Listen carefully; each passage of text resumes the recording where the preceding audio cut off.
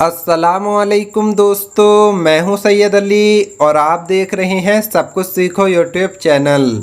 दोस्तों, आज की इस वीडियो में हम बात करने वाले हैं हज़रत अली ने फरमाया, औरतें आटा गूंथते वक्त एक काम कर लें, इंशाअल्लाह कामयाबी और दौलत उनके कदमों में होगी।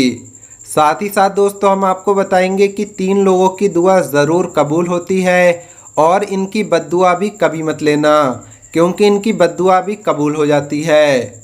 साथ ही साथ दोस्तों, हम आपको बताएंगे कि 10 बातें कभी भी किसी के सामने जाहिर ना करें। और इन सब के साथ साथ हम आपको बताने वाले हैं एक ऐसा वाक़या जिसमें एक लड़के को इमाम साहब की बीवी से प्यार हो गया। उसके बाद क्या हुआ आगे आप देख लेंगे। वीडियो शुरू करने से पहले अगर आप हमारे यूट्यूब चैनल पर नए आए हैं तो चैनल को सब्सक्राइब करके बेल आइकन ज़रूर दबा दें। तो चलिए वीडियो शुरू करते हैं।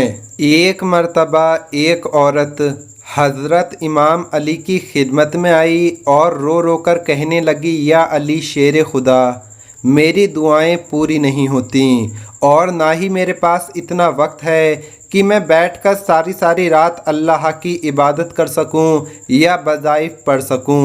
कोई ऐसा अमल बताएं जो मैं करूं और मेरी दुआएं पूरी हो जाएं।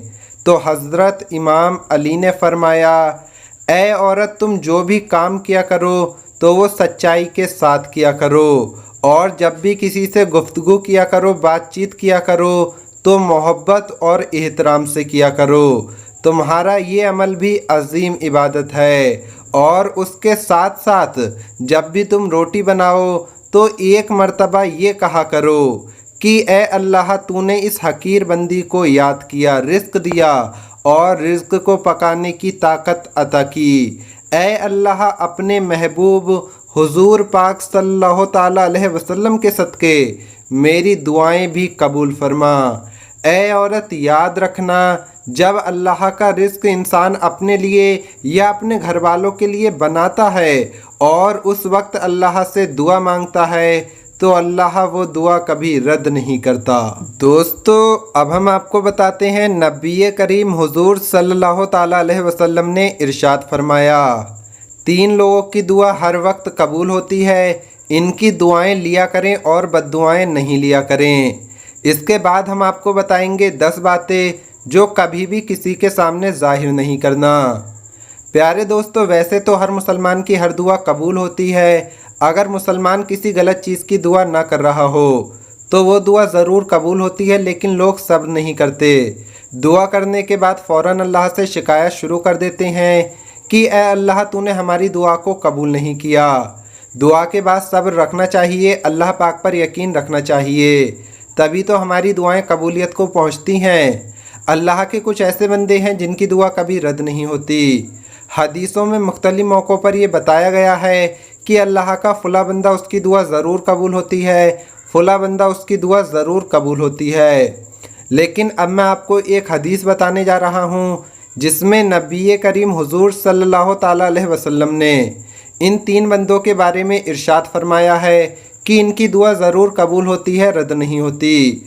अगर ये 3 लोग बद्दुआ कर दें तब भी इनकी बद्दुआ कबूल हो जाती है। सबसे पहली दुआ मज़लूम की दुआ है। मज़लूम अगर कोई दुआ या बद्दुआ करे तो अल्लाह उससे कबूल करता है, इसलिए किसी के ऊपर जुल्म नहीं करना चाहिए। जुल्म के मौके पर अगर मज़लूम के मुंह से कुछ निकल गया और अल्लाह ने उसकी बद्दुआ को कबूल कर लिया तो फिर जालिम को बहुत बड़ी सज़ा होती है, और वो सज़ा अल्लाह पाक कभी कभी दुनिया में भी चखा देता है। आपने देखा होगा कि जब कोई बंदा किसी के ऊपर जुल्म कर रहा होता है तो उसकी पकड़ ज़रूर होती है, अल्लाह उसको सज़ा ज़रूर देता है, और वो भी दुनिया के सामने। दूसरा शख्स जिसकी दुआ ज़रूर कबूल होती है वो है मुसाफिर। अब अगर बंदा अच्छे काम के लिए सफ़र कर रहा है तो यकीनन उसकी दुआ कबूल होगी। खुसूसन दीन के लिए सफ़र कर रहा है तो ऐसे लोगों से दुआएं करानी चाहिए और ऐसे लोगों को तकलीफ़ नहीं देना चाहिए, क्योंकि अगर इनके मुंह से बद्दुआ निकल गई तो इनकी बद्दुआ कबूल हो जाएगी। तीसरा शख्स जिसकी दुआ कभी रद्द नहीं होती वो है बाप। बाप की दुआ औलाद के लिए, बाप की दुआ का खुसूसन जिक्र किया गया है। बाप की दुआ औलाद के लिए कभी रद्द नहीं होती। दोस्तों, अब हम आपको बताते हैं वो वाक़या जिसमें एक शख्स को इमाम साहब की बीवी से प्यार हो गया। इसके बाद हम आपको बताएंगे कि 3 लोगों की दुआ ऐसी है जो कभी रद्द नहीं होती, ज़रूर कबूल होती है। इन लोगों की बद्दुआ आप कभी भी मत लेना। प्यारे दोस्तों, एक औरत पर एक शख्स आशिक हो गया। उस दिन उनने हिम्मत करके उस औरत को एक ख़त लिखा और अपने इश्क का इजहार किया और उससे मिलने का वक्त मांगा। वो औरत एक शरीफ ख़ानदान से ताल्लुक़ रखती थी और शादीशुदा भी थी। उसने जब वो ख़त देखा तो अपने शौहर को बताया।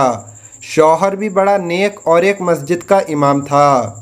शौहर ने कहा कि तुम भी एक चिट्ठी लिखकर भेज दो और लिखो कि फ़ुला मस्जिद के इमाम साहब के पीछे 40 दिन तक 5 वक्त की नमाज बाजमात अदा करो, उसके बाद फिर देखा जाएगा। लड़के ने सोचा ठीक है, कोई तो रास्ता निकल रहा है तो ठीक है। उसने उसी मस्जिद में नमाज़ पढ़ना शुरू कर दी जिस मस्जिद में उस औरत का शौहर इमाम था।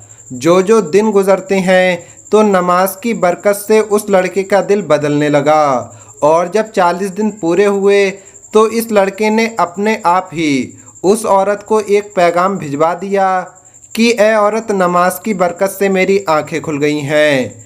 मैं बुराई के ख्वाब देखता था, हराम काम के ख्वाब देखता था। अब अल्लाह का शुक्र है कि मुझे तेरी मोहब्बत से छुटकारा मिल गया। मेरे दिल में अल्लाह की मोहब्बत दाखिल हो गई। प्यारे दोस्तों, नमाज कायम करो। नमाज इंसान को हर बुराई से रोकती है। इससे पहले कि तुम्हारे जनाजे की नमाज पढ़ी जाए तो नमाज कायम करें। दोस्तों, अब हम आपको बताते हैं कि 10 बातें किसी के सामने जाहिर मत करना।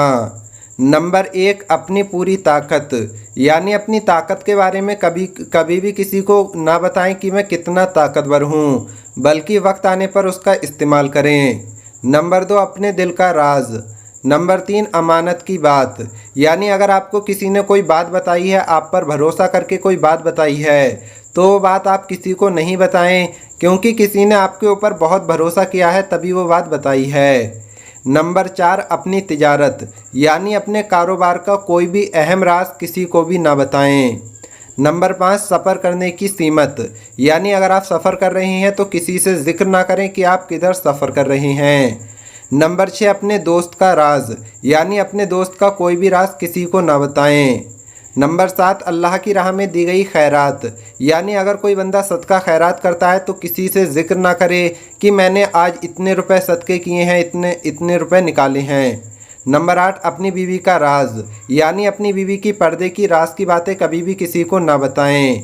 नंबर 9, ज़्यादा ज़रूरत, यानी अगर आपको कोई ज़रूरत है तो उसका इजहार किसी से ना करें, बल्कि मेहनत करें और उसको पूरा करें। नंबर 10, किसी का ऐब, यानी अगर किसी का कोई ऐब है तो उस ऐब को ज़ाहिर ना करें।